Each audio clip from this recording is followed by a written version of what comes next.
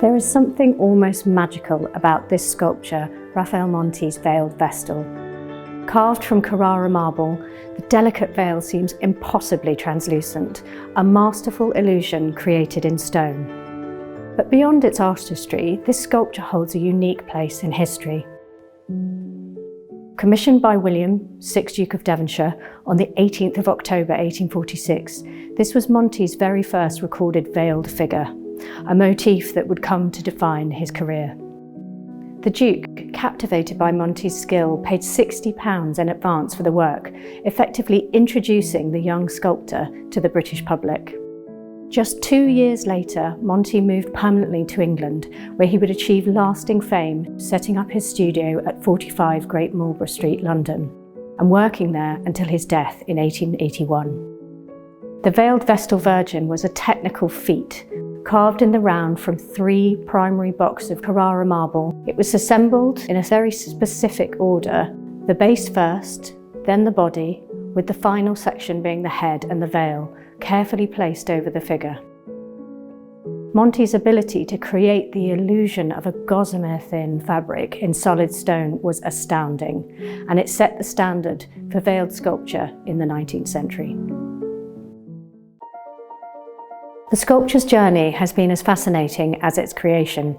First recorded in an inventory at Chiswick House in 1863, it remained there as the villa was rented to various tenants, including the Duchess of Sutherland, the Prince of Wales, and the 3rd Marquess of Bute. In 1892, it moved to Compton Place before finally being brought to Chatsworth by the 11th Duke of Devonshire in 1999. Since then, it has been displayed in multiple locations, including the Oak Room, the Grotto, and the Dome Room. The sculpture featured in the 2005 film production of Pride and Prejudice, which cemented its place as a highlight of the Devonshire collection. More recently, she's travelled widely. She was lent to Tate Britain's Sculpture Victorious exhibition in 2014 and to Sotheby's New York in 2019 as part of the Treasures from Chatsworth.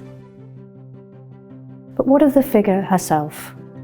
The sculpture represents a Vestal Virgin, one of the 6 priestesses of Vesta, guardian of Rome's sacred hearth flame. The Vesta's duty was to keep the eternal fire burning, a symbol of the city's strength and stability. To maintain their purity, they took a strict vow of chastity for 30 years. Their virginity was believed to give them great power, as their energy, undistracted by marriage or motherhood, was thought to be entirely devoted to Rome's welfare. Yet they were not isolated figures.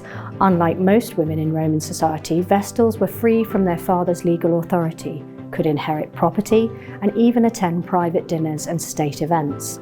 Unlike other Roman women, who were often excluded from public life, Vestals sat in special front row seats at public games, privileged observers of the spectacles denied to most of their peers.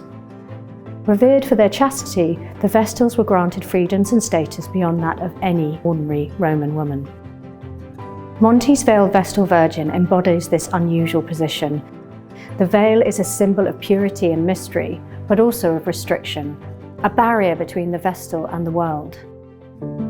When the sculpture was completed, it spoke to Victorian ideals of femininity. The 19th century was fascinated by the idea of the virtuous, untouchable woman, and Monti's work captures both the beauty and the burden of that role. From its creation in Milan to its place in the Devonshire collection, Monti's veiled Vestal remains one of the most exquisite and enigmatic sculptures of the 19th century, a work of unmatched technical skill, rich in symbolism and layered with meaning, both ancient and modern.